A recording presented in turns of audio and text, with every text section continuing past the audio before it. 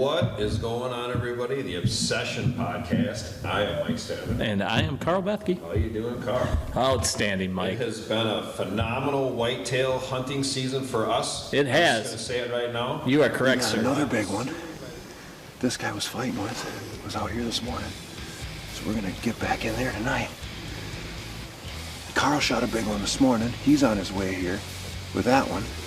So we're going to have 3 of them in the truck by tonight. Right? Exactly. And expect great footage because I got my personal cameraman. After the evil people in horror movies this year, but this is Freddy Krueger. He's a beautiful buck. He's 4 years old. And the reason I say that is I have pictures of him 2 years ago. Same frame, same identical deer. Just got bigger. Body-wise, he's a good size. Say it right now. You are correct, sir. Because I'm assuming by this point, you and I are done kicking back, putting money away for the taxidermist. That's a fact. Right, putting money away for the taxidermist. Yeah, so we are in now the kind of the last great chance of the rut. Tending phase. Tending lockdown phase, November 13th-ish out to the 20th. Pretty much. So this is a kind of, again, like last week, time, got to get your time in there. Due diligence. A lot of our tactics here, they're not going to change a lot. No. You really got to have your ass in a stand. Probably dark to dark. Pretty much. Not the same stand like we always talk move. 100%. Karl talks about this. The water is big here. Yep. Food is going to be big here. Yeah, if the temperatures drop, food is going to be a huge draw. Time. And as far as Karl and I, we're going to hunt that food at night. Yeah, 100%. We're still going to stay off the food in the mornings. Water's nice in the mornings. You can get a transition spot in the water in the morning. Yeah. I like that this time of year. Yeah, and that's a big one. Water near food. So you guys have to, when we say we're not hunting food in the morning, 100% not hunting food because you can't get in there.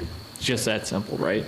The deer are on the food, so we don't want to go anywhere near it, try and educate them. It's just a bad move all the way around. And everybody's going to be there, bucks, does, everybody, because if does are there, the bucks are there. Right. Now, that early morning transition, there will be a little bit of searching. You're going to have subordinate bucks moving in and out of there. There may be a little aggression towards each other if they run into each other. But at this point, they're to the point now where their body's wearing down. And they're trying to rebuild, but yet still breed if they have the opportunity. Their biggest thing they need for digestion is the water. So that's why we're saying water, okay? So just knowing the biology of deer and how they work, that's where you start picking out their weaknesses. At that point, if it's closer to the food, you're going to see them earlier in the morning, I would suspect. But at this time of year, too, they'll spend more time in the food if they're not disturbed because they need more of it. Yeah. Remember, too, those does will bed close to that food. They're going to be close. Yeah. I'm talking 40, 50 yards off that food. If they have cover, they'll be right on it. Yeah. And those bucks are going to be right there, so you got to be careful. They're there. They're there. They are going to be tight to it, which is why we stay away from it in the morning for sure. Yep. And afternoons, late, if you can get on a food or a food edge, they're going to be tight to you. Yep. If they're there yet. If you have any green food, so let's just say your brassicas are still green, or you got, we're big on purple top turnips and tillage radish. If you've got fields of that too, that's going to be productive, real productive at night, because now they're going to start digging the turnips and the radishes. So that's going to be a big deal for evening hunts. 100%. Yep. And midday, you're just again holding that transition hunt and trying to get into that. I think this time too, like we talked about it last week, this is going to get boring. Yeah. There's going to be time you're going to sit out there and you're not going to see anything.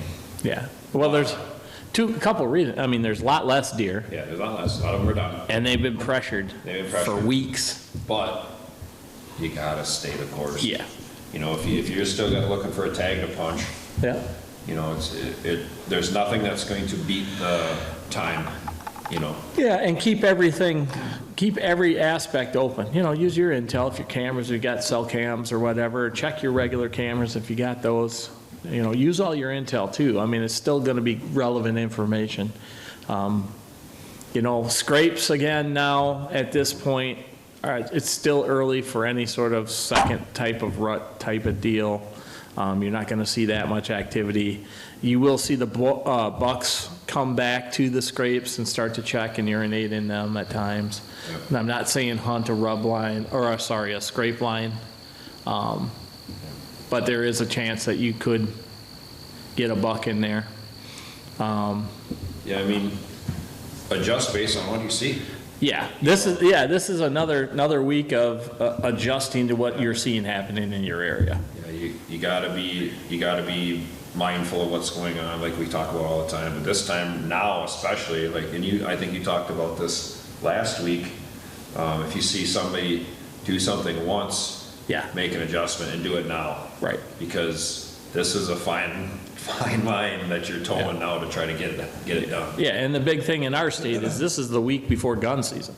Yeah. So there's going to be a lot of guys and girls going into the woods to set their gun stands and blinds and all that stuff. Which can be good for you. It can be good for you if you're still hunting and you know your neighbors are going to check their gun stands or whatever else. It's going to push deer around, yeah, which is going to create opportunity for you. Yeah, I mean, here in Wisconsin, you know, we're that 500,000+ gun hunters, so we got an army going in the woods. You know, once the guns start, you know, oh yeah, the big boys that don't go down that first few days are dug in deeper than Alabama tick. You ain't lying. I mean, our cameras show that. Yeah. It just shuts off, except at night. Yeah, right. You know? Well, they say, like, I was looking at some stuff today, and they're talking about, you know, your peak times this year. This year they're saying, like, the 8th through the 18th is the highest odds in the Midwest. That might be just for peak breeding. Yeah, that's breeding. Breeding. Yeah, so that's, I mean, that's going to be a tough time. Yeah, for me, the week before that is the greatest time. That's what I'm saying. So that's why you and I always say we want to be done before that. Oh yeah. You know. Yeah. I always want to be done before November 9th. Me too. God, I don't want to still be pushing it at that time. No. Well, at that time, dude, we've been hunting for several months throughout the year. Yeah. You know, from the start of all of our hunts. Yeah. I mean, we start in August. And, yeah. But yeah, no, that's a good point too. Yeah, we start to get a little wore out, and then we've got another big one coming up. You know, the end of this week, we're going to leave for North Dakota. Yeah, we're out of here. And we're hunting whitetails out there. Yeah, this year. So, and that's a whole new program. We'll talk about that. You guys keep an eye open for that one. Yes, but we'll show you what happened in North Dakota. But that's a whole new whitetail compared to what we hunt here in the Midwest. Yes. Especially that time of year. But, I mean, yeah, again, stay the course, due diligence. Yep. Water is probably going to be the #1 attractant to me. Yes. Food would be #2 if you have it, and then if you have green food, I mean, that would be #2. If you have corn, they're going to go for the carbs because they're trying to build fat. Beans, not so much currently. No, they'll eat them, yet. but not so much. Not so much yet. No, a couple weeks. Yeah. Stay mobile. Stay mobile. Stay mobile. And put seat time in. Seat time. That's it. That pretty much covers this week.